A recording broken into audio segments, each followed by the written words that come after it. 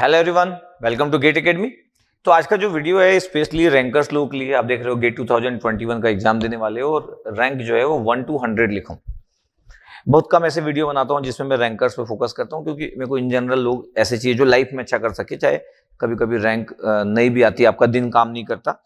तो जिंदगी में इतने सारे लोगों को मैं कामयाब देखा हूँ जो मेरे स्टूडेंट्स हैं। ऐसे एग्जाम्पल बहुत सारे, 1 2 3 4 10 20 नहीं, बहुत सारे एग्जाम्पल हैं। बट फिर भी मेरे को कुछ रिक्वेस्ट आ रहा था कि सर आप AIR 1 से लेके 100 तक सर रैंकर्स के बारे में बात कीजिए ना सर, कि अभी मेरे सब्जेक्ट खत्म हो चुके हैं तो कैसे करें। तो अगर मैं रैंकर्स की बात करूं तो जो लोग फील करते हैं कि यस मैं क्रैक कर सकता हूं इस एग्जाम को, गेट एग्जाम को, और बहुत अच्छे रैंक से क्रैक कर सकता हूं, तो मेरे पास क्यों आइडिया है। ऐसा नहीं कि मैं अंडर 10 रैंक वाला हूं या मैं कभी रैंक 1 से 100 लाया हूं। इसका बिल्कुल ये मतलब नहीं। इसका मतलब ये बिल्कुल नहीं है कि सचिन तेंदुलकर सर आचरेकर सर से खेले हैं तो आचरेकर सर पूरी दुनिया के महान थे, या वो एक महान क्रिकेटर थे इसलिए सचिन तेंदुलकर सीख सकते। इंपॉर्टेंट ये कि जो सिखाने वाला होता है, अगर वो बहुत अच्छे से अगर आपको आइडिया दे तो आपके स्टूडेंट बहुत महान बन सकते हैं, है ना। इसलिए ये मैटर नहीं करता कि कोच महान है कि नहीं, कोच को कोच करते आना चाहिए, लोगों को अच्छे से गाइड करते आना चाहिए। इसलिए जस्ट बताया क्योंकि किसी को ना लगे कि सर आप कैसे बता रहे हो, सर आप तो खुद रैंक नहीं लाए। तो मैं बोल रहा हूँ मेरे स्टूडेंट AIR 1 से लेके AIR 2 AIR 3 AIR 4 हर रैंक वाले मेरे स्टूडेंट्स हैं, तो मेरे हुए ना वो लोग तो ओके। चलो, तो जस्ट मैं बता रहा हूँ कि मैं लोगों का बिहेवियर देखता हूँ, जो रैंकर्स लोग रहते हैं उनके बिहेवियर को मैं जब ऑब्जर्व करता हूँ तो क्या क्या चीजें रहती है। सबसे पहली बात तो ये है कि ऐसे बहुत सारे लोग होंगे जिनका सिलेबस खत्म हो गया होगा, like our PDGD course, VOD course, जो हमारे वाले जो लोग हैं, या ओवरऑल इंडिया में भी बहुत सारे लोग होंगे जिनका सिलेबस कंप्लीट हो चुका होगा। तो एक कैटेगरी तो ये हो गई आपके पास जिनका सिलेबस जो है सिलेबस कंप्लीट, ठीक है। अगर किसी का सिलेबस अगर कंप्लीट है तो इसका मतलब ये हुआ कि वो उसको ना एक अलग लेवल में प्लान करना होगा, क्योंकि कुछ लोगों का सिलेबस कंप्लीट हो चुका होगा क्योंकि लोग 2 ईयर से PDGD का कोर्स पढ़ रहे थे, या फिर कोई ऐसा स्टूडेंट्स होगा जो इस बार ड्रॉप लिया होगा लेकिन लास्ट टाइम उसका पूरा सिलेबस कंप्लीट हो गया, रैंक नहीं ला पाया। इस बार वो रेडी है रैंक लाने के लिए, उसका पूरा का पूरा जो ऑब्जेक्टिव है, जो मेन एम है वो रैंक लाना है, तो सिलेबस उसके पास कंप्लीट है। उन लोगों की बात कर रहा हूं जिसका सिलेबस कंप्लीट है। तो सिलेबस कंप्लीट होने का क्या मतलब होता है, इसके मीनिंग बहुत सारे होते हैं। सिलेबस कंप्लीट मतलब हम पूरा पढ़ लिए सर, एक बार गेट का एग्जाम दे दिया इसलिए पूरा पढ़ लिया, तो ऐसे लोग बहुत सारे हो सकते हैं। लेकिन इंपॉर्टेंट है कि सिलेबस कंप्लीट करने का ये मतलब है कि आपका थॉट प्रोसेस भी कंप्लीट है कि नहीं, क्योंकि सिलेबस अगर आप कंप्लीट करके रखे हो तो ये बहुत इंपॉर्टेंट हो जाता है कि अब आप अपना थॉट प्रोसेस को टेस्ट सीरीज में कैसे अप्लाई कर रहे हो, टेस्ट सीरीज में आप कैसे अप्लाई कर रहे हो, किसी MCQ के लिए आप कैसे सोचते हो, न्यूमेरिकल आंसर टाइप के लिए कैसे सोचते हो, और अब MSQ आ चुका है तो अब आपका चैलेंजेस और बढ़ गया। MSQ पे मैं ज्यादा फोकस नहीं करूंगा, न्यूमेरिकल आंसर टाइप आपके कितने सही होते, इसका जो परसेंटेज है सही होने का टेस्ट पेपर में ये बड़ा इंपॉर्टेंट रोल प्ले करेगा। और MSQ अभी देना लोग चालू कर दिए, जैसे अभी हम भी MSQ देंगे मॉक टेस्ट में, और अलग से भी MSQ के पेपर है गेट एकेडमी के हर एक सब्जेक्ट के। तो MSQ जो होगा आपके पास, इसका जो परसेंटेज है ये डिसाइड करेगा आपके पास रैंक। इस बार मेरे को लगता है कि MSQ जो होगा ये आपके पास जो MSQ होगा ये रैंक डिसाइडर होगा। पता आपके पास MSQ जो होगा वो रैंक डिसाइडर होगा, रैंक डिसाइडर होने वाला है MSQ। क्यों MSQ रैंक डिसाइडर होने वाला है? क्योंकि ये एनालिटिकल क्वेश्चन होते हैं, इसमें ना एक से ज्यादा सब्जेक्ट को मर्ज किया जा सकता है। MSQ की क्या क्या पॉसिबिलिटी है, एक से ज्यादा टॉपिक को मर्ज किया जा सकता है। एक सब्जेक्ट सिग्नल सिस्टम है, उसमें 2 3 4 अलग अलग चैप्टर को मर्ज किया जा सकता है। मतलब अगर मैं बात करूं जेट ट्रांसफॉर्म के साथ discrete time Fourier transform use कर ले, या फिर लाप्लास के साथ फोरियर ट्रांसफॉर्म के कॉम्बिनेशन की बात करें, variety of things can be मर्ज। तो रैंक डिसाइडर इसलिए होगा क्योंकि ज्यादा टॉपिक कंबाइन करने से एक नॉर्मल स्टूडेंट अच्छा रिस्पॉन्ड नहीं कर पाता, वो डर जाता है। जब एक ही क्वेश्चन में 4 स्टेटमेंट है, अलग अलग टॉपिक है, तो डर जाता है। या अलग अलग सब्जेक्ट को मर्ज कर दिया जाए तो तब तो बहुत एक अच्छा स्टूडेंट होना बहुत जरूरी है, कि अगर आपके EDC के साथ एनालॉग मर्ज कर दिया गया, नेटवर्क के साथ एनालॉग मर्ज कर दिया गया, सिग्नल सिस्टम के साथ एनालॉग मर्ज कर दिया गया, कंट्रोल सिस्टम में सिग्नल सिस्टम की फीलिंग डाल दी गई, तो वैरायटी ऑफ, मैं बोला ना कि पूरी चीजें IT का प्रोफेसर अगर बैठ के सोच ले तो कर सकता है। तो MSQ अगर कितने आते हैं इस पर डिपेंड करता है। अगर MSQ एमएसक्यू मैं सोच रहा हूं कि ज्यादा नहीं आना चाहिए, MSQ number of question MSQ ज्यादा नहीं आना चाहिए। रीजन क्योंकि एमएसक्यू ज्यादा आ गए तो जो इस बार का जो वो होगा कट ऑफ होगा कम जाएगा। एमएसक्यू अगर ज्यादा आ गए मतलब मोर देन 5 एमएसक्यू अगर आ गए तो ये रैंक डिसाइडर हो जाएगा। मोर देन 5 अगर एमएसक्यू 10 एमएसक्यू आ गए 12 एमएसक्यू आ गए तब तो रैंक डिसाइडर होगा। अलग बात है कि माइनस मार्किंग नहीं है इसमें, अलग बात है कि इसमें माइनस मार्किंग नहीं है, लेकिन ये रैंक डिसाइडर हो जाएगा क्योंकि 2 मार्क्स के अगर 6 क्वेश्चन आ गए तो 12 होता है ये, और 12 में से किसी को अगर 12 मिल गए तो वो तो हीरो बन जाएगा उस पेपर में। तो इसका मतलब है कि जो रैंक जो लाने वाले हैं उनका थॉट प्रोसेस इस बार बड़ा अच्छे से चेक किया जाएगा कि वो किसी क्वेश्चन की स्टेटमेंट को कैसे रीड करते हैं। मैक्सिमम जो रैंकर्स होते हैं बहुत हड़बड़ी में रहते हैं, बहुत सारे लोगों को मैं हड़बड़ी में देखा हूं। इसका मतलब है कि अगर कोई रैंक बहुत अच्छा लाना चाहता है तो उसके क्वेश्चन को रीड करने वाला जो होता है ना, क्वेश्चन रीड करने वाला जो पार्ट होता है, क्वेश्चन को रीड करना, क्वेश्चन को जो रीड करने वाला पार्ट होता है वो स्कैन समान होना चाहिए, स्कैन करते आना चाहिए। स्कैन कैसे? एक बार क्वेश्चन को अगर पढ़े तो जब क्वेश्चन एंड हो तो बाकी पूरी चीजें मेमोरी में बैठते जाए कि मैं पहले लाइन से क्या पढ़ा था। अगर क्वेश्चन का लेंथ बड़ा है तो बहुत सारे लोग बहुत हड़बड़ी में रहते, कुछ डेटा को लेते कुछ को नहीं लेते, और आईआईटी के प्रोफेसर बहुत ही अच्छे से ट्रैप कर सकते हैं, किसी भी बहुत ब्रिलियंट स्टूडेंट को भी ट्रैप कर सकते हैं। इसलिए आप ये वाले हैबिट को बहुत अच्छे से डालें कि किसी क्वेश्चन को अगर आप रीड कर रहे हो तो स्कैन करना चाहिए, मतलब क्वेश्चन को ऐसे रीड कर लेना चाहिए जिसमें कि आपको लगे कि यस पूरे के पूरे क्वेश्चन ना अच्छे से रीड। क्वेश्चन को रीड करने का वाला पार्ट ना बड़ा इंपॉर्टेंट रोल प्ले करता है। मैं देखता हूं इंजीनियर्स लोगों को 90% लोगों को क्वेश्चन रीड करना नहीं आता है, और जिनको रीड करना नहीं आता उन लोगों के लिए मिस्टेक करना बड़ा मतलब बहुत ज्यादा मिस्टेक करते हैं। रैंक डिसाइडर एक एमएसक्यू डिसाइड करने वाला है। ये न्यूमेरिकल आंसर टाइप अगर 20 क्वेश्चन भी आ गए या 15 क्वेश्चन भी आ गए तो न्यूमेरिकल आंसर टाइप ना बहुत इंपॉर्टेंट अगेन रोल प्ले करेगा क्योंकि इसमें माइनस मार्किंग नहीं है। लेकिन अगर ये 15 से 20 क्वेश्चन है तो numerical answer type again rank decider होगा, तो ये भी रैंक डिसाइडर होगा। यस सबसे इंटरेस्टिंग बात यह है कि एमएसक्यू पहली बार इंट्रोड्यूस करें तो बहुत ज्यादा टफ करेंगे ऐसा नहीं, लेकिन एनालिटिकल करेंगे, आपका फंडामेंटल कांसेप्ट चेक करेंगे। इसका मतलब जो स्टूडेंट फंडामेंटली स्ट्रांग होंगे रैंक डिसाइडर में, अगर मैं बोलूं कि और क्या चीज आ सकती है, तो जो फंडामेंटली बहुत स्ट्रांग होंगे, जिनके बेसिक फंडामेंटल कांसेप्ट अच्छे होते हैं, फंडामेंटल कांसेप्ट जिनके अच्छे होते हैं, आप सिलेबस कंप्लीट कर लिए उससे फर्क नहीं पड़ता है। लेकिन आपको अगर बीच का कोई स्टेप बोला जा रहा है और अगर बीच के स्टेप को आप अगर कवर कर सकते हो, अगर आपको कोई फॉर्मूला पता है लेकिन उसको फॉर्मूला कैसे आता है ये आपके माइंड में है, तो फिर आप बीच के स्टेप को भी कवर कर सकते हो। जो स्टोरी है ना, किसी भी कंसेप्ट की जो स्टोरी है, जो अच्छे रैंकर्स होते हैं उनको किसी कंसेप्ट की स्टोरी पता होती है। तो इन रैंकर्स में जो लोग कंसेप्ट की स्टोरी बता सकते हैं, इसका मतलब बीच का कोई भी मिडिल का कोई भी क्वेश्चन अगर बनता है जो आईटी के प्रोफेसर लाइक करते नॉर्मली कुछ गुड क्वेश्चन को, तो इसमें से जो बेस्ट लोग होंगे वो उस चीज को ना सॉल्व कर जाएंगे, और जो सॉल्व कर जाएगा वो एक रैंक में आ जाएगा। इसका मतलब ये हुआ कि अभी जिन लोग का सिलेबस कंप्लीट है वो लोग टेस्ट सीरीज, अगर मैं बोलूं तो उन लोग टेस्ट सीरीज लगभग आप 3 टेस्ट सीरीज ज्वाइन कर सकते हो, 1, 2 एंड 3, 1, 2, 3। तो अगर मैं बोलूं तो आपको मैडीजी की टेस्ट सीरीज ज्वाइन कर लेना चाहिए। मैडीजी में कॉम्पिटिशन रहता है, दे आर गुड कॉम्पिटिटर, चाहे कितना भी ऑनलाइन दुनिया में कितनी भी चीजें आ जाए, लेकिन मैडीजी इज ऑलवेज गुड कॉम्पिटिटर। आप गेट एकेडमी की टेस्ट सीरीज ज्वाइन कर लीजिए, हम लोग की टेस्ट सीरीज बहुत अच्छी हो। थर्ड में क्वेश्चन मार्क रख दिया कि जिससे कि आप अपने अकॉर्डिंग सिलेक्ट कर सकते हैं, आपको ये ना लगे कि सर ही डिसाइड कर दिए। आजकल एस एकेडमी का थोड़ा क्रेज डे बाय डे गिरते जा रहा है, डे बाय डे उनका जो परफॉर्मेंस है डे बाय डे उनकी जो टीआरपी गिरते जा रही है। तो आई डोंट नो क्यों एग्जैक्टली रीजन क्या है, मेरे को नहीं पता। तो इसलिए मैं थर्ड में एस एकेडमी नहीं डाला, मतलब ये आप पे छोड़ दिया। ठीक है, you can select any other online portal और any other online, but third भी अच्छे से सिलेक्ट करना। बाकी दो तो बिंदासी से सिलेक्ट कर लो, मैडीजी सेकंड गेट एकेडमी। मैडीजी से बेटर क्वेश्चन गेट एकेडमी में रहेंगे, लेकिन फिर भी मैडीजी को फर्स्ट डाला क्योंकि बड़ा गुड कंपटीशन रहेगा, तो ज्यादा लोग एपीयर्स होते। धीरे धीरे गेट एकेडमी भी मैडीजी नंबर ऑफ स्टूडेंट्स के रिस्पेक्ट में गेट एकेडमी मैडीजी के बराबर आ जाएगा, 1 साल के अंदर में बराबर आ जाएगा। ठीक है, अभी हम ऑनलाइन दुनिया में, ऑफलाइन दुनिया में जब वो थे तो उनसे कॉम्पिटिशन था ही नहीं, मतलब वो लोग 100 टाइम्स हमसे आगे थे। अब ऑनलाइन दुनिया के कारण ना वो थोड़े पीछे गए, हम थोड़े आगे, लेकिन फिर भी मैं मानता हूं कि हमसे आगे। ठीक है, फिर भी मैं मानता हूं कि हमसे आगे।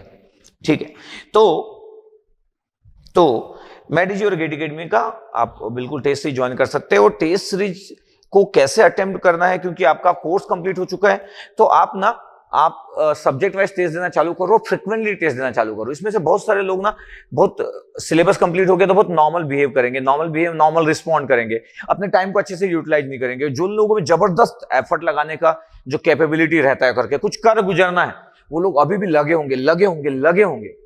इसमें से कुछ लोग नेगेटिव बन जाएंगे। कोई बोलेगा अरे यार कोरोना हो जाएगा, हो सकता है गेट का एग्जाम ना हो, तो वो अपना बैठ के एंजॉय कर रहे हैं। क्योंकि बहुत सारे जो इंटेलिजेंट लोग होते हैं, कई बार वो लोग टाइम पास भी गजब का करते हैं। इसलिए इस चीज को ध्यान रखना कि आपके समान और भी लोग हैं, सिर्फ आप ही लोग नहीं हो। तो कम से कम आपके जैसे ना कम से कम 1000 लोग होंगे, उन 1000 में से सिर्फ 100 लोग रैंक में कन्वर्ट करेंगे और 900 लोग रैंक कन्वर्ट नहीं कर पाएंगे। तो उन 1000 की कैटेगरी जो होगी, जो रैंक 1 से 100 आने वाले होंगे, वो 1000 के आसपास अगर लोग होंगे, उसमें से कन्वर्ट होने वाले हैं इस 100 रैंक में। ये पूरे के पूरे 1000 लोग डिजर्व करते हैं कि ये अंडर रैंक ला सकते हैं, 1 से लेके 100 रैंक ला सकते हैं। लेकिन इनमें से कुछ लोग नेगेटिव हो जाएंगे, कुछ लोग टेस्ट सीरीज को बहुत अच्छे से यूज नहीं करेंगे, कुछ लोग ना दिसंबर तक का वेट करेंगे टेस्ट देने के लिए, कुछ लोग अपने टाइम को यूटिलाइज नहीं करेंगे, कुछ लोग अपनी लाइफ को जीते रहेंगे। बहुत सारे फैक्टर्स है। कुछ लोग जो पूरे तरीके से अपनी जिंदगी में फोकस है फ्यूचर के लिए, वो लोग रैंक में कन्वर्ट कर देंगे। तो 3 टेस्ट सीरीज तो ज्वाइन करना चाहिए जिनका सिलेबस कंप्लीट हो गया। 3 टेस्ट सीरीज तो ज्वाइन कर ही सकते हैं और देना चालू कर दो। और टेस्ट सीरीज को जब आप दे रहे हो ना, तो आपके माइंड में ये होना चाहिए कि टेस्ट सीरीज देना है इसलिए टेस्ट सीरीज नहीं दे रहे, हम कुछ लर्न करने वाले हैं और अपने परफॉर्मेंस को बेटर करने वाले हैं। टेस्ट सीरीज देने का मतलब है अपने कंसेप्ट को गुड करना, अपनी परफॉर्मेंस को बढ़ाना और रेडी रहना कुछ गुड होने के लिए। इसका मतलब है टेस्ट सीरीज के कॉपी होना चाहिए dedicated to test series. Copy बना लो, एक बड़ी सी कॉपी बना लो, सब किसी का भी टेस्ट दो, आप किसी का भी टेस्ट दो, एक बड़ी सी कॉपी बना लो। बोला बड़ी सी कॉपी। मैं थर्ड में इसलिए लिखा, जैसे कि सिविल वाले स्टूडेंट है तो वो आईएएस मास्टर को भी फॉलो कर सकते हैं, स्पेशली सिविल ब्रांच वाले लोग आईएएस मास्टर को फॉलो कर सकते हैं, क्योंकि सिविल में आईएएस मास्टर अच्छा हैंडल करता है। तो थर्ड वो लोग आईएएस मास्टर को भी ले सकते हैं सिविल के लिए स्पेशली, ठीक है। तो बाकी ब्रांच को लोग अच्छे से हैंडल नहीं करते, तो बाकी ब्रांच के लिए मैं बिल्कुल भी नहीं बोलूंगा। बाकी ब्रांच को वो लोग मैनेज ही नहीं कर पाए। वो सिविल में कंचन सर बहुत अच्छा कनेक्ट कर पाते हैं, तो सिविल को बड़ा अच्छा मैनेज करते हैं वो लोग, ठीक है। अलग बात है कि ऑनलाइन दुनिया में उनका प्रेजेंस बहुत मिनिमम है, लेकिन फिर भी ऑफलाइन दुनिया में आज तक रहा है प्रेजेंस सिविल के डिपार्टमेंट के पॉइंट ऑफ व्यू से, ठीक है। तो मैं जस्ट पूरे ये रैंक की जो बात कर रहा हूँ, ऑल ब्रांचेस की बात कर रहा हूँ, ECEE, IN, mechanical, civil, computer science, all production, कोई भी ब्रांच से कोई फर्क नहीं पड़ता। स्ट्रेटेजी सबकी सेम होगी, किसी में ज्यादा स्टूडेंट अपियर होंगे, किसी में कम स्टूडेंट अपियर होंगे। बट इस चीज को ध्यान रखना बोला कि सिलेबस आप कंप्लीट करते जाएंगे, रिवीजन मोड बहुत इंपॉर्टेंट होगा। क्योंकि ना जितने बार आप रिवीजन करोगे ना, मतलब रिवीजन मोड बहुत इंपॉर्टेंट होगा। ये जो रिवीजन मोड होता है ना, ये भी सबको अच्छे से करना नहीं आता। रिवीजन मोड का मतलब नहीं होता कि 10 दिन तक एक सब्जेक्ट पढ़ रहे। रिवीजन मोड का मतलब ये होता है कि आप एक दिन में एक सब्जेक्ट पढ़ सको। एक दिन ऐसा आएगा कि 1 घंटे में एक सब्जेक्ट पढ़ सको। कोई बोलेगा सर शॉर्ट नोट्स बनाना है कि नहीं, कोई बोलेगा कि सर शॉर्ट नोट्स बनाना चाहिए कि नहीं। शॉर्ट नोट्स बना सकते हैं जो रैंकर्स लोग रहते हैं, जिनको स्टोरी पता हो, जिनको टेक्निकल स्टोरी पता है किसी कंसेप्ट की, वो लोग शॉर्ट नोट्स बना सकते हैं। जिन लोग टेक्निकल स्टोरी जिनकी स्ट्रांग होती है, strong technical story. Strong technical story का क्या मतलब है? अगर कोई बहुत ही स्ट्रांग है, कोई फॉर्मूला लिखा है, वो अपने शॉर्ट नोट्स बना के फॉर्मूला लिख ले, इट्स ओके। कोई बोले कि यार ये फॉर्मूले के बारे में चलो आधे घंटे तक बात करो, वो पेन निकालेगा और आधे घंटे तक बात कर लेगा। दैट मीन्स ही और she is very good in technical. तो उन लोग के लिए शॉर्ट नोट्स जो है वो काम करता है। इसलिए आप बहुत सारे रैंकर को सुनते हो कि मैं शॉर्ट नोट्स बनाया, वो इसलिए उनका कनेक्ट हुआ, सक्सेसफुल हुआ, क्योंकि they are very good in technical. Actually short notes के कारण सक्सेसफुल नहीं हुआ। अलग बात है कि अपनी स्टोरी में शॉर्ट नोट्स हमेशा बोलते हैं। यूपीएससी का एस्पिरेंट शॉर्ट नोट्स बोलता है, गेट में जो टॉप करते हैं वो लोग शॉर्ट नोट्स बोलते हैं। शॉर्ट नोट्स बनाने से कोई टॉप नहीं होता है। Actually they are very good in technical, इसलिए शॉर्ट नोट्स उनके काम का है। एक नॉर्मल स्टूडेंट को अगर दे दूं मैं वही शॉर्ट नोट जो AIR 1 का या 2 का है, स्टूडेंट का स्कोर कार्ड भी नहीं आएगा। क्यों नहीं आएगा? वो शॉर्ट नोट्स को यूज ही नहीं कर सकता, क्योंकि उसकी टेक्निकल जो स्टोरी है ना, वो बड़ी वीक है एक नॉर्मल स्टूडेंट्स की। तो आज तो मैं रैंकर्स पे पहली बार ये वीडियो बना रहा हूँ। नॉर्मली मैं नॉर्मल लोगों को रिप्रेजेंट करता हूं, मैं खुद नॉर्मल रहा हूं, तो मैं नॉर्मल पब्लिक को रिप्रेजेंट करता हूं। मतलब इसका मतलब ये नहीं कि मैं रैंकर्स की फीलिंग को नहीं जानता हूं, लेकिन मैं नॉर्मल पब्लिक की फीलिंग को ज्यादा बेटर अंडरस्टैंड करता हूं, ठीक है। जो लाखों लोग होते हैं उनकी फीलिंग को ज्यादा अंडरस्टैंड करता हूं। बट रैंकर्स के लिए मैं बिल्कुल मैं बता सकता हूं कि रैंकर्स क्या सोचते हैं, क्योंकि मैं इंटरव्यू लेता हूं, इतने सारे रैंकर्स का मैं इंटरव्यू लिया हूं, उनकी फीलिंग को जानता हूं। शिवम मेरे साथ रहा है, शिवम रैंक आने के बाद भी भिलाई में मेरे साथ रहा है, बात करता है। तो इतनी सारी जब बात होती रहती है, तो इन जनरली एक माइंड सेटअप को रीड करता हूं, क्योंकि मेरे को रीड करना पसंद है। ऑब्जर्वेशन वाले पार्ट में मैं हमेशा अपने आप को गुड पाता हूं कि मैं अच्छा ऑब्जर्व करता हूं। तो मैं हमेशा रैंकर्स लोगों के थॉट प्रोसेस को रीड करना चाहता हूं कि वो क्या सोचते हैं और वो क्यों करे। नेक्स्ट आपके पास शॉर्ट नोट्स अगर वो बना रहे हैं तो बना सकते हैं, लेकिन उनकी स्ट्रॉन्ग टेक्निकल स्टोरी होना चाहिए। कोई भी शॉर्ट नोट्स में ऐसी बात नहीं होना चाहिए जिसको प्रूफ ना कर सके या जिसको बता ना सके, ठीक है। नेक्स्ट आपके पास आता है कि सेल्फ कॉन्फिडेंस। जितने लोग भी रैंक लाएंगे उन 1000 में से, इन 1000 में से सेल्फ कॉन्फिडेंस वाला जो पार्ट है ना, आपके पास सेल्फ कॉन्फिडेंस वाला जो पार्ट है वो बड़ा इंपॉर्टेंट है। कि अगर सेल्फ कॉन्फिडेंस अगर बहुत डोमिनेटिंग है और आप ये बिलीव करते हो कि आपका बिलीविंग सिस्टम बहुत स्ट्रांग है, तो आप इस 1000 में से बड़े जल्दी इस जगह पे कन्वर्ट हो जाओगे। रैंक 1 और 2 आना ये तो लक पे भी डिपेंड करता है, क्योंकि अंडर 10 तक तो लक पे डिपेंड करता है। लक मतलब ऐसा नहीं कि उसको नहीं आता, मतलब दूसरा भी रैंक आ सकता था। मतलब जो रैंक 1 आया वो रैंक 20 भी आ सकता था, 20 वाला 1 भी आ सकता था। कुछ 1-2 मिस्टेक हुई, वो 20 रैंक वाला 2 मिस्टेक अलग कर दिया, रैंक 1 वाला वो मिस्टेक नहीं किया, क्वेश्चन का सिलेक्शन सही कर लिया। इसका मतलब ये नहीं है कि रैंक 30 जिसका है उसको कम आता, रैंक 1 को ज्यादा आता, ऐसा बिल्कुल भी नहीं है। रैंक 30 और 1 इंटरचेंज हो सकते थे। तो इसलिए कभी कभी जो 1 2 3 4 होते हैं वो कभी कभी लक पे डिपेंड करता है, या कभी कभी बहुत डिस्टेंस बनाता है। अगर रैंक AIR 1 अगर बहुत डिस्टेंस बना रहा है AIR 2 से, इसका मतलब वो बहुत डिजर्विंग है, वो तो फिर किसी भी केस में वो 1 ही आता क्योंकि बहुत डिजर्विंग है। ओके, तो ये बड़ा इंपॉर्टेंट है। अब ऐसे लोग जिनका सिलेबस कंप्लीट नहीं हुआ, ऐसे होंगे जो लोग 70 से 75% सिलेबस कंप्लीट किए होंगे, ये भी ना इस कैटेगरी के पार्ट बन सकते हैं 1 से लेके 100 रैंक तक। इस कैटेगरी के पार्ट बन सकते हैं 1 से लेके 100 रैंक तक। 70 से 75% जिनका सिलेबस कंप्लीट हुआ है, उनका 25% सिलेबस बचा है, बट उनको स्मार्ट अप्रोच अप्लाई करना पड़ेगा क्योंकि ये लोग आगे उनसे 70 से 75% है। और ऐसे लोग ना लगभग बहुत सारे 3000 से 4000 लोग के आसपास, ये लोग भी इस रैंक का पार्ट बनते हैं। कुछ लोग, बहुत ज्यादा नहीं लेकिन कुछ लोग, कुछ मतलब एकदम कम नहीं, कुछ मतलब कुछ। तो 1 से 100 का पार्ट बन सकते हैं। इसमें से कुछ लोग बहुत ही स्मार्ट अप्रोच के साथ यहां पे एंट्री मारते हैं। Smart approach, smart strategy, smart approach, smart approach के साथ यहां पे एंट्री मारते हैं मस्त टाइप से। क्यों? क्योंकि उनका 70-75% सिलेबस कंप्लीट हो गया। जो 20-25% बचा है वो इस वाले पार्ट को रिवीजन मोड करते हैं, रिवीजन मोड को अपना बड़ा स्ट्रांग रखते हैं। शॉर्ट नोट्स कुछ लोग बनाते हैं, कुछ लोग नहीं बनाते, इट्स ओके, डिपेंड करता है। तो मैं ऐसा नहीं बोलूंगा कि बनाना है कि नहीं बनाना है। सेल्फ कॉन्फिडेंस कुछ लोगों का बहुत अच्छा होता है, कुछ लोगों का टेक्निकल नॉलेज बड़ा अच्छा होता है। उन लोगों का टेक्निकल नॉलेज बड़ा अच्छा होता है, वो लोग टेस्ट सीरीज अभी से देना चालू करते हैं। और इवन जिनका 75% सिलेबस हो गया वो भी 2-2 3-3 टेस्ट सीरीज को इन्वॉल्व कर लेते हैं अपने आप में। हो सकता है कि वो पूरा टेस्ट सीरीज ना दे पाए, तीनों का टेस्ट सीरीज पूरा ना दे पाए, यस पॉसिबल है। फिर वो टेस्ट सीरीज ये देखते हैं कि तीनों में से किसका टेस्ट सीरीज अच्छा है, फिर वो देखते हैं कि मेरे काम का कौन सा है, क्योंकि they are very intelligent actually, क्योंकि वो जानते हैं। स्मार्ट अप्रोच वाले स्टूडेंट की बात कर रहा हूं। फिर वो देखते हैं कि नहीं यार मैडी का ज्यादा अच्छा है, गेट एकेडमी से दिख रहा है इसके क्वेश्चन अच्छे। या फिर कोई बोल रहा है कि नहीं यार गेट एकेडमी का MSQ क्वेश्चन बड़ा गुड है, मैं इसके साथ जाता हूं, इसको पूरा देता हूं। तो वो लोग सिलेक्ट करते 3 में से 1 या 2 को पूरा देना और किसी 1 को या 2 को कुछ कुछ कम देना, जो उनके काम के उसको फटाफट यूज करते जाते हैं। किसी पेपर को पूरा ओपन कर लेते बिना दिए, फटाफट कुछ भी डालते जाते और क्वेश्चन को देखते जाते कि फट फास्ट वे में, अच्छा ये क्वेश्चन अच्छा है, ये मेरे काम का, यस यस यस, वहां से लेते जाते और बाकी को सिंसियरली टेस्ट देते जाते हैं। कुछ लोग ऐसा भी करते हैं। तो इसमें से जो स्मार्ट अप्रोच के साथ जाएंगे वो लोग इस रैंक का पार्ट बनेंगे। तो ऐसा बिल्कुल नहीं है कि जिसका सिलेबस 70-75% कंप्लीट नहीं हुआ वो नहीं कर सकता, पक्का। अब 1 से 100 बोला, उसका 200 रैंक आ गया तो इट्स गुड, इसमें कोई बात नहीं है। मैं तो ऐसे लिखने के लिए बोला हूं कि 1 से 100। अब इसमें क्या 5th सेमेस्टर वाले आ सकते हैं क्या? इसमें 5th सेमेस्टर वाले इस रैंक में आ सकते, इतने बेहतरीन रैंक में क्या आ सकते? पॉसिबल है क्या? ये पॉसिबल है, यस पॉसिबल है। Sir how? ये इस जगह पे एंट्री मारना इतना आसान नहीं है, बट बेस्ट प्लानिंग चाहिए। बेस्ट प्लानिंग क्यों? कैसे स्टडी कर रहे हैं, बेस्ट प्लानिंग। और जिस दिन से IIT बॉम्बे ना अनाउंस किया था, IIT बॉम्बे जिस दिन से अनाउंस किया था उसी दिन से वो अपनी जिंदगी में ये फोकस बना लिए, yes I want this rank, I want this rank, I want this rank. जिस दिन से IIT बॉम्बे डिसाइड किया था उसी दिन से सेल्फ स्टडी कर रहे हैं। कुछ कोर्सेस लिए होंगे PDGD हमारा, उसमें से भी कुछ लोग रैंक लाएंगे पक्का। आई बिलीव दैट कि कुछ लोग उसमें से भी रैंक लाएंगे। तो देखो बेस्ट प्लानिंग होना चाहिए और वेरी स्मार्ट अप्रोच, क्योंकि उनके पास टाइम कम होगा। किस चीज के लिए? उनके पास टाइम कम होगा, रिवीजन का टाइम कम होगा, लेकिन वो लोग मैनेज करेंगे। रिवीजन के लिए टाइम लेस टाइम होगा, लेकिन वो लोग मैनेज करेंगे। टेस्ट सीरीज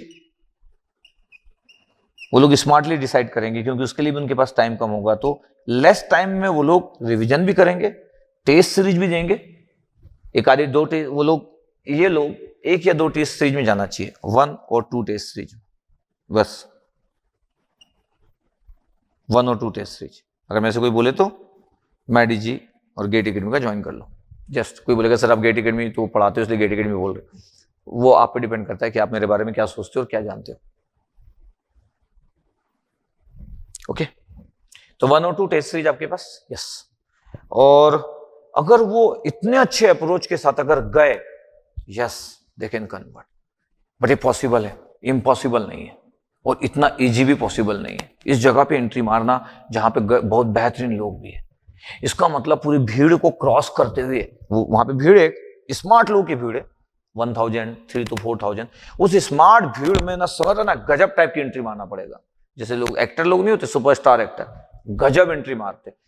और ऐसे लोग अगर इसमें से अगर कोई ला लिया, 5th सेमेस्टर में से ला लिया, तो वो एक सेलिब्रिटी समान फील करेगा। कोई 5th सेमेस्टर का स्टूडेंट अगर ला लिया ना, तो सेलिब्रिटी फीलिंग है। तो कुछ लोग ना ये सेलिब्रिटी फीलिंग के लिए ना कर रहे होंगे, इज द सेलिब्रिटी फीलिंग। कुछ लोग कर रहे होंगे, जबरदस्त जान लगा दिए होंगे, बेसिक नहीं पढ़ रहे होंगे 8 घंटा 10 घंटा, नहीं, अपने जिंदगी का हर एक कीमती टाइम इसको दे दिए होंगे पूरे तरीके से। और जब रिजल्ट आएगा ना, तो आप शॉक्ड होंगे कि यार ये 5th सेमेस्टर वाला कैसे ना 11th रैंक आ गया, हाउ। तो वो पागलपन दिखा रहा है यहाँ पे, पागलपन। 100% dedication, 100% honesty in work, 100% self confidence, कुछ कर गुजरने का जो जज्बा होता है वो, yes he can enter, she can enter, he और सी कैन इंटर, यस। तो जस्ट ना रैंक लाने के लिए ना कुछ अलग टाइप की फीलिंग चाहिए होती है, कुछ अलग टाइप की फीलिंग होती है।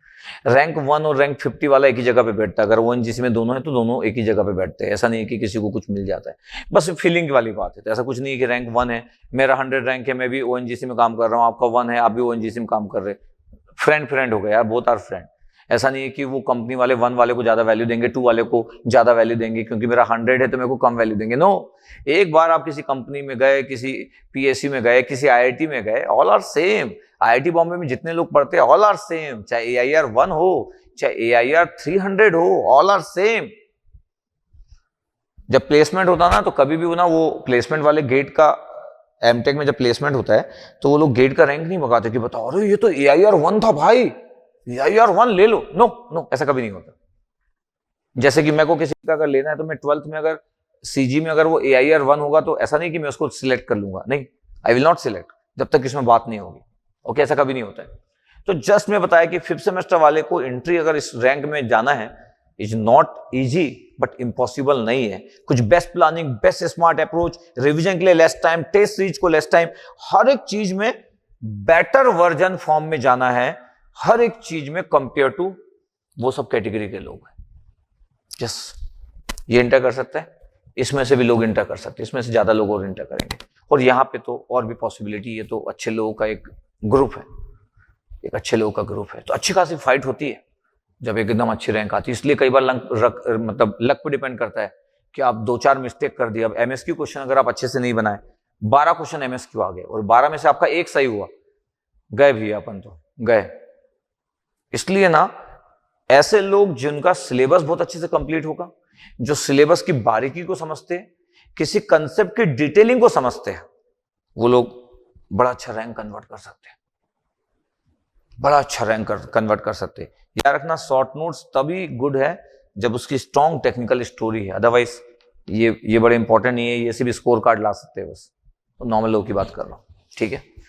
तो देखो, मैं सब कुछ बताया कि आपको किस वे में क्या करना है, किस वे में क्या करना है, ये सब कुछ बताया है, ठीक है।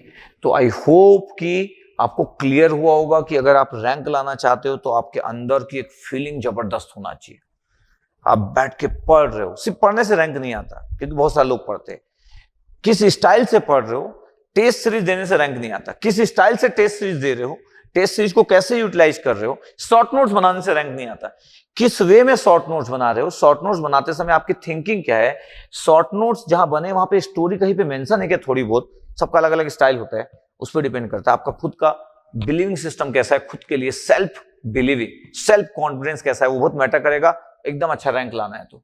और रिवीजन मोड तो मतलब कितने बार रिवीजन होना चाहिए, तो मैं बोलूंगा n number of times, n number of times. n क्या है, n फिक्स नंबर नहीं है, n सबके लिए अलग अलग होता है, किसी के लिए 5, किसी के लिए 10, किसी के लिए 15, किसी के लिए 20 और किसी के लिए 2, डिपेंड्स। बट अगर आपको लगता है कि मेरी फीलिंग ऐसी होना चाहिए, ऐसी ऐसी, तो फिर n बढ़ना चाहिए। अगर आपको फीलिंग चाहिए ना बहुत एकदम कि मतलब आप सब्जेक्ट जानते हो और आप क्वेश्चन देखिए और सॉल्व, तो ये n बढ़ना चाहिए। जैसे जैसे n बढ़ेगा, जैसे n बढ़ेगा आपकी फीलिंग स्ट्रांग होगी, तो ये n बहुत इंपॉर्टेंट रोल प्ले करता है। n मतलब नंबर ऑफ टाइम्स रिवीजन। ये आपको ना, आपको एकदम नेक्स्ट लेवल पे ऐसे ले जाते जाएगा। आपको कोई टच करने से डरेगा, आपसे कोई टेक्निकल बात करने से डरेगा, रिवीजन आपका ना माइंड शार्प करते जाता है। और याद रखना कि पढ़ने से कुछ नहीं होता, बोला क्रिएटिविटी, थॉट प्रोसेस आपका कैसा है। रैंक के लिए बहुत जरूरी है किसी क्वेश्चन को कैसे आप रीड करते हो, स्कैन के फॉर्म में रीड, एक बार में खत्म। ऐसा नहीं कि 10 बार रीड कर रहे क्वेश्चन को, एक बार में। उसके लिए ना, उसके लिए एकदम फोकस और कंसंट्रेशन होना चाहिए। ये सीखने वाली बात होती है जिंदगी में। एक बार क्वेश्चन रीड किया और उसमें से निकाल लिए डेटा। नॉर्मल लोग 4 बार रीड करते हैं, अगर 8 लाइन का क्वेश्चन हो तो डर जाते वो लोग, निकाल लेते एक बार में। ओके, तो ऐसा करके अगर आप प्लान करोगे तो यस यू कैन डू, पक्का आप कन्वर्ट कर सकते हो। ठीक है, तो चलो आप लोगों के लिए भी वीडियो बना दिया। आई होप आपको ये वीडियो पसंद आएगा। आप कमेंट सेक्शन में बताना आपको कोई डाउट है, आपको कुछ लगता है, आपको अगर कुछ रहेगा तो मेरे को मेरा टेलीग्राम है खुद का, है ना, उमेश धांडे गेट एकेडमी, आप सर्च कर सकते हो। उसमें 9000 से ज़्यादा लोग हैं, उसमें आप ज्वाइन कर सकते हो। वहाँ पे ज्वाइन करने के बाद आप मेरे को इंडिविजुअल मैसेज कर सकते हो टेलीग्राम में, वहाँ पे डाउट पूछ सकते हो। यस, तो आप रेडी रहो। बस जस्ट में एक वीडियो बनाया कि आपको क्लियर है, आप अगर रैंक लाना चाहते हो तो आप नॉर्मल मत रहो, क्योंकि आप अकेले नहीं हो। अच्छा खासा कलेक्शन है उस जगह में जाने के लिए, लोगों का, गुड स्टूडेंट का। ओके, ठीक है।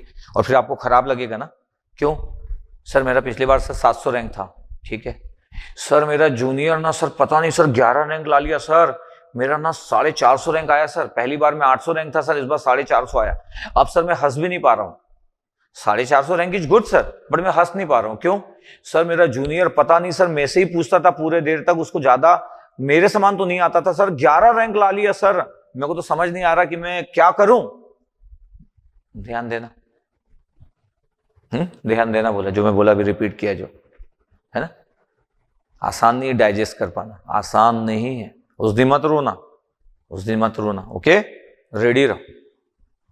तो चलो ठीक है, कमेंट सेक्शन में बताना आपको कैसा लगा यार। कुछ आपके डाउट्स होंगे तो कमेंट सेक्शन में ड्रॉप कीजिएगा, ट्राई करूंगा कि मेरी टीम रिप्लाई करेगी। कमेंट सेक्शन में जरूर बताना कि ये वीडियो आपके लिए हेल्पफुल है कि नहीं, आपको पक्का क्लियर हुआ कि नहीं कि यस आप एक अच्छा रैंक में कन्वर्ट कर सकते हैं। ठीक है, okay, thank you, love you all.